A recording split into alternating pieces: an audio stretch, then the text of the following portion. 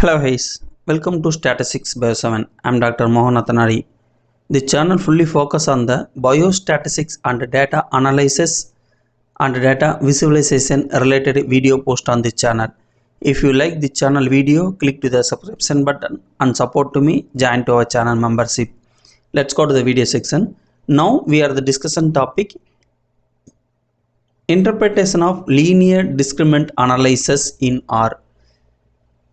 How to analyze linear discriminant analysis in R. That video already published in our channel. That video link mentioned to this video description box. And if you want the linear discriminant analysis in R full code, I will upload for our biostats website. That post link also mentioned this video description box. Okay, now a discussion for the interpretation part of linear discriminant analysis. So the linear discriminant analysis LDA is a powerful multivariate statistical technique used for classifications and dimensionality reductions, particularly in discriminations groups based on quantitative predictor variables. In biological science, LDA plays a crucial role in species identifications, ecological classifications and taxonomic differentiations by analyzing morphometric or genetic traits. The method works by finding a linear combinations of predictor variables that maximize the separations between predefined groups while minimizing within the group variations. In R, LDA is a implement using the mask packages which provide a robust framework for model training, visualization and classifications accuracy assessment.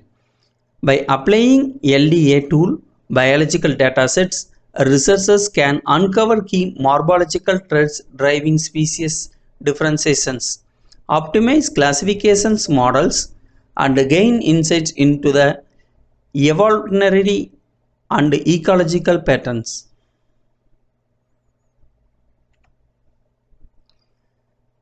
The table 1 for linear discriminant analysis result. The linear discriminant analysis LDA is conducted to classify 10 species based on 4 morphometric traits: the body length, body width, pin length and weight. The analysis pursues 4 discriminant functions LD1 to LD4, with LD1 explaining the 96.01% of the variations in table 1 for LD1. The second discriminant functions LD2 accounted for 3.4% of the variations, while LD3 and LD4 contributed less than 1%, indicate that the most of the species differentiation is explained by the first 2 functions. So the table 2, the group means and superior properties. The superior properties of the group membership which were equally distributed among all species, 10% each. Ensuring an unbased classification approach, the group mean of morphometric traits, the table 2, indicate the species 6 and species 9 exhibited the highest value of the body length and body weight, the species 6 and species 9, while the species 3 and species 8 have a smallest body dimensions. Those variations suggest the size-based morphometric difference significantly contributed to the species classifications.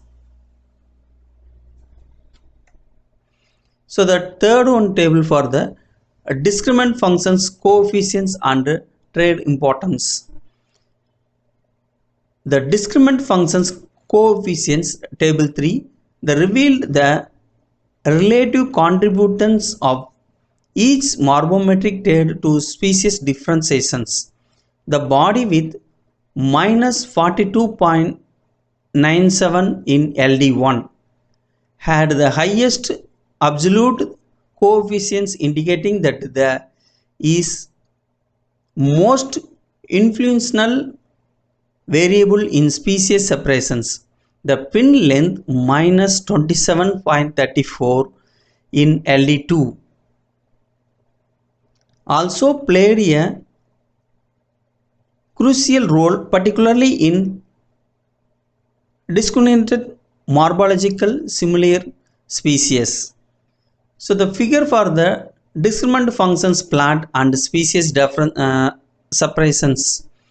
The LDA plot visually demonstrates the species clustering based on the first two discriminant functions LD1 and LD2.